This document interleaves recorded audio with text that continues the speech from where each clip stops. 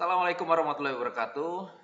Teman-teman pernah nggak melakukan pengamatan terhadap orang-orang yang hidupnya itu kok kelihatan selalu beruntung, ya? Jadi kalau misal dia eh, ikut tender bisnis, dia selalu menang. Dia kalau menjalankan sebuah bisnis selalu untung, berdagang selalu untung, temannya banyak, ya, menjalin hubungan dengan semua orang, keluarganya baik-baik saja, pernikahannya lancar, tidak terlalu banyak konflik. Nah, kemudian dia selalu terlihat happy, bahagia, terus kemudian kehidupannya itu selalu terlihat baik, ya, terlalu terlihat banyak keberuntungan-keberuntungan yang dia temuin, ya. Dia misalnya karir pekerjaannya selalu meningkat, ya, kemudian dia eh, ketika mencoba sebuah pekerjaan atau bisnis, ya, bisnisnya selalu menguntungkan dan segala macam. Eh, Teman-teman juga pernah nggak melakukan pengamatan orang-orang yang hidupnya itu selalu sial, ya? Misalnya dia bisnis sering bangkrut, ya, sering ditipu, sering banyak masalah, terus kemudian uh, keluarganya berantakan, hubungan dengan orang lain banyak tidak harmonis, tidak baik, dan segala macam. Nah, teman-teman semua, dari dua karakter orang ini, orang yang beruntung dan orang sial ini, ternyata teman-teman, semua yang terjadi dalam kehidupan orang yang beruntung dan kehidupan orang yang sial itu ternyata ada pola yang membentuk itu, teman-teman semua, ya. Nah, dalam buku Luck Factor yang ditulis oleh Richard Wiseman, ini saya bawa bukunya. Bukunya berjudul Luck Factor. Penulisnya adalah Richard Wiseman. Richard Wiseman ini dia seorang dosen di Berkeley, California, di Amerika. Richard Wiseman ini dia melakukan eksperimen, teman-teman. Ya, dia pernah melakukan eksperimen. Ya, dia mengamatin kenapa ada orang-orang yang selalu beruntung, kenapa ada orang-orang yang selalu sial. Nah, dia ingin tahu pola orang yang beruntung ini seperti apa, pola orang-orang yang selalu sial ini seperti apa. Nah, dia melakukan eksperimen di salah satu koran di Inggris kalau tidak salah, ya teman-teman semua. Richard Wiseman ini membuat pengumuman di salah satu koran, di salah satu media di Inggris tepatnya. Dia mengundang orang-orang yang merasa beruntung dan mengundang juga orang-orang yang selalu merasa sial dalam hidupnya untuk berpartisipasi dalam eksperimen ini, ya. Jadi saat itu terkumpullah sekitar 100 orang beruntung dan 100 orang sial, seperti itu. Nah, kemudian Richard Wiseman melakukan pengamatan, bertanya, terus kemudian melakukan pengamatan, melakukan observasi, kemudian melakukan wawancara kepada orang-orang yang beruntung dan orang-orang yang sial. Apa sih sebenarnya yang mereka lakukan sehari-hari, ya? Sehari-hari dari dia bangun tidur dan dia tidur kembali, ya, orang yang beruntung dan orang yang sial ini. Nah, ternyata dari kebiasaan-kebiasaan orang-orang yang beruntung dan kebiasaan-kebiasaan orang yang sial, ternyata orang-orang yang beruntung dan orang-orang yang sial ini setiap hari dia menciptakan sebuah pola kejadian, teman-teman. Nah, pola kejadian itu ternyata bukan dari sesuatu yang di luar diri mereka, ya. Tetapi ternyata pola kejadian itu diciptakan dari mindset, cara berpikir, pikiran dan perasaan orang-orang yang sial dan orang-orang yang beruntung. Nah, teman-teman, eksperimennya apa sih? Nah, eksperimennya ternyata simple. Apa yang dilakukan oleh Richard Wiseman ini? Jadi Richard Wiseman ini meminta kepada relawan, orang yang beruntung dan orang-orang yang sial ini untuk ditukar, ya. Jadi orang-orang yang selalu sial dalam hidupnya, ya, pola cara berpikir, cara berbicara, pikiran, perasaan yang diakses dari orang, dari dia bangun tidur sampai dia tidur lagi, ini ditukar. Jadi kebiasaan orang-orang sial dilakukan oleh orang-orang yang beruntung, kebiasaan orang-orang yang beruntung dilakukan oleh orang-orang yang sial. Nah, eksperimen ini dilakukan selama 3 bulan, rutin. Jadi Richard Wiseman meminta kepada orang-orang yang beruntung, dia dari bangun tidur sampai tidur lagi melakukan kebiasaan-kebiasaan, pikiran-pikiran, pola-pola orang-orang sial. Begitu juga orang-orang sial diminta atau dipaksa untuk melakukan kebiasaan-kebiasaan, mindset, cara berpikir orang-orang yang sial, ya. Jadi orang yang sial diminta untuk melakukan kebiasaan orang beruntung, orang yang beruntung diminta untuk melakukan kebiasaan orang-orang yang sial. Nah, selama 3 bulan, ternyata setelah 3 bulan eksperimen ini dilakukan, orang-orang yang tadinya biasanya dia mendapatkan keberuntungan-keberuntungan, ternyata orang-orang yang beruntung ini banyak mendapatkan kesialan, ya. Misalnya dia tiba-tiba misalnya barangnya hilang, tiba-tiba kok, pokoknya banyaklah kejadian-kejadian yang tidak menyenangkan. Nah, orang-orang yang tadinya sial karena dia melakukan kebiasaan-kebiasaan orang-orang beruntung, ternyata hidupnya menjadi lebih baik. Banyak keberuntungan-keberuntungan, banyak kebahagiaan-kebahagiaan yang dia dapatkan, ya, dari orang-orang yang sial ini, teman-teman semuanya. Nah, ternyata dari eksperimen ini disimpulkan oleh Richard Wiseman bahwa keberuntungan dan kesialan itu bukan takdir, bukan karma, bukan kutukan, bukan warisan, bukan DNA juga, tapi ternyata ada pola yang membentuk orang-orang yang sial dan orang-orang yang beruntung, ya.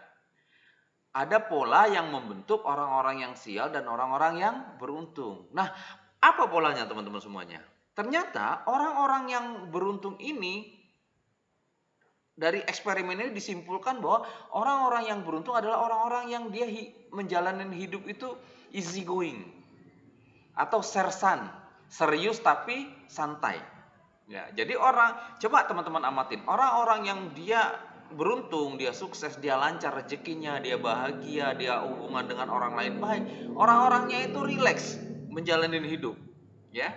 Meskipun dia banyak masalah, meskipun banyak persoalan-persoalan yang dihadapi, dia hadapin dengan rileks, dia hadapin dengan easy going. Bukan berarti dia tidak serius mencari solusi atas permasalahan itu, tapi dia bersikap rileks seperti orang lain menganggap bahwa dia tidak ada masalah. Meskipun dia ada masalah, jadi dia tetap rileks, santai, tenang, dia tetap ya menjalani kehidupan seperti orang normal, seperti biasanya. Ini ciri-ciri orang yang beruntung, teman-teman semuanya. Yang kedua, orang-orang yang beruntung ini adalah orang-orang yang senang dengan hal-hal baru. Senang bertemu dengan orang-orang baru, senang melakukan hal-hal yang baru, eksperimen baru, ya. Berada pada situasi dan tempat yang baru. Nah, ini ciri orang-orang yang beruntung. Kalau orang-orang yang sial, dia tidak mau melakukan hal-hal yang baru. Dia udah, aku cukup pekerjaanku ini aja, ya ini aja yang dia kerjakan setiap hari, ya. Tapi orang-orang yang beruntung, dia mencoba untuk melakukan hal-hal yang baru. Dia mencoba untuk melakukan inovasi-inovasi. Dia mencoba untuk melakukan kreativitas-kreativitas. Ini ciri-ciri orang yang beruntung, teman-teman semuanya, ya. Yang kedua, yang ketiga, orang-orang yang beruntung dia adalah orang-orang yang senang melihat peluang, ya. Jadi ketika dia berinteraksi dengan orang lain, dia melihat di situ ada peluang, ya. Peluang sama memanfaatkan beda ya, teman-teman, ya. Jadi yang dibicarakan itu bukan sesuatu yang menyalahkan negara, menyalahkan pemerintah, menyalahkan keadaan dan segala macam. Tapi dia melihat apa solusi yang bisa dia lakukan, apa solusi yang dia bisa ciptakan melihat situasi dan kondisi yang saat ini. Misalnya ketika kondisi ekonomi lagi lesu, ketika politik masih lagi carut marut, dia melihat apa peluang yang bisa dia lakukan? Apa solusi yang bisa dia berikan terhadap situasi dan kondisi? Nah, ini ciri-ciri orang yang beruntung, teman-teman.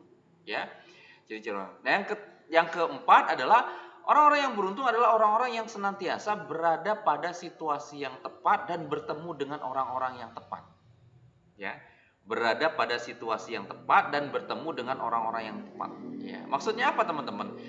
Ada kalanya kadang keberuntungan itu hanya datang sekali, ya. Nah, saat itu ketika kita melatih dan kita membiasakan diri kita selalu melatih untuk senantiasa memiliki mindset orang-orang yang beruntung, maka dia senantiasa berada pada situasi, pada lingkungan yang tepat. Dia tidak akan membawa dirinya atau menempatkan dirinya pada situasi lingkungan yang tidak tepat dia berada di situ, atau tidak mengantarkan kepada visi hidup dia atau cita-cita dia atau goal yang ingin dia capai. Ya. Jadi dia berada pada lingkungan yang tepat. Jadi ketika dia ingin menjadi seorang pebisnis, dia berada pada lingkungan pengusaha, ya, orang-orang yang juga berbisnis. Itu berada pada lingkungan yang tepat. Dia tidak berada pada lingkungan karyawan. Ini bukan berarti karyawan salah ya, teman-teman. Tapi ketika dia berada pada lingkungan yang tepat, misalnya dia berada pada lingkungan komunitas bisnis, komunitas entrepreneur, maka cara berpikir dia akan dipengaruhi oleh lingkungan dia, teman-teman.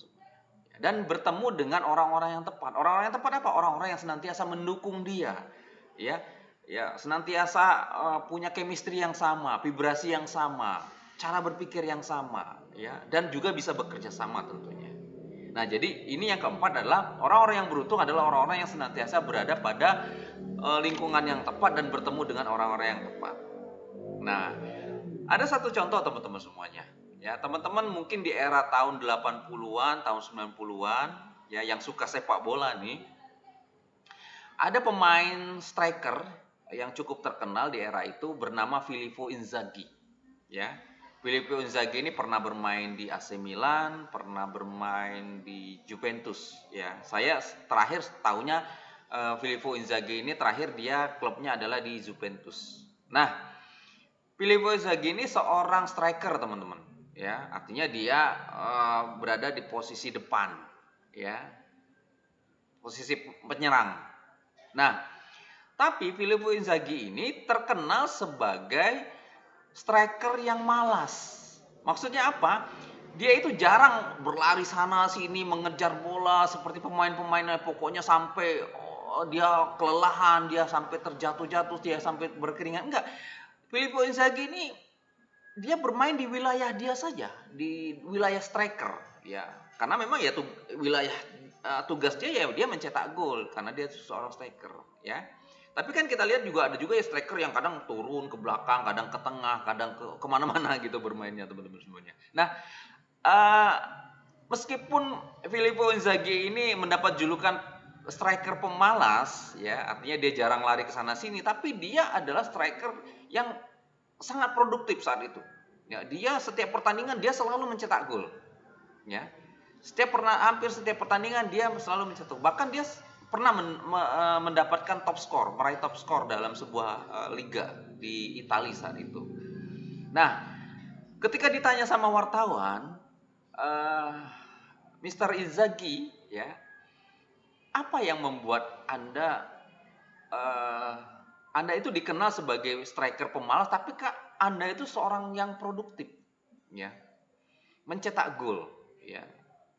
Nah, apa yang dia katakan bahwa ketika saya bermain bola, saya selalu menempatkan posisi saya di tempat yang tepat dan saya bertemu dengan orang-orang yang tepat. Maksudnya dia selalu mendapatkan operan-operan, umpan-umpan yang matang, yang dia gocek sedikit saja dia langsung bisa mencetak gol. Nah, jadi ini salah satu ciri orang-orang yang beruntung yang saya analogikan di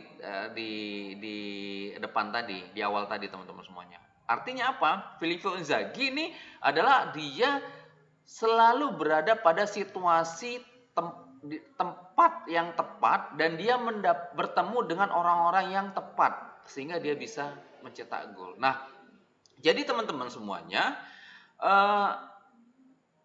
beruntung ini bukan sesuatu yang bisa kita dapatkan secara instan, ya. Keberuntungan ini juga bukan hadiah, ya, juga bukan semacam eh, keturunan atau DNA dari orang tua kita, tapi sikap keberuntungan ini kita bisa latih, teman-teman semuanya. Ya, kita bisa latih, kita bisa bentuk polanya sehingga kita bisa bertemu dengan keberuntungan-keberuntungan. Ya, artinya apa, teman-teman semuanya? Orang-orang yang beruntung dan kita ingin menjadi orang-orang yang beruntung, maka kita perlu berlatih untuk apa? Menciptakan keberuntungan-keberuntungan dalam hidup kita. Dimulai dari mana? Dimulai dari dalam diri kita, yaitu apa? Cara berpikir kita, perasaan kita, respon kita terhadap orang lain, terhadap situasi di sekitar kita, itu akan membentuk keberuntungan-keberuntungan kita, teman-teman semuanya. Oke? Baik, mungkin ini sedikit sharing dari saya, mudah-mudahan bermanfaat. Assalamualaikum warahmatullahi wabarakatuh. Saya Andi Gunawan untuk Indonesia.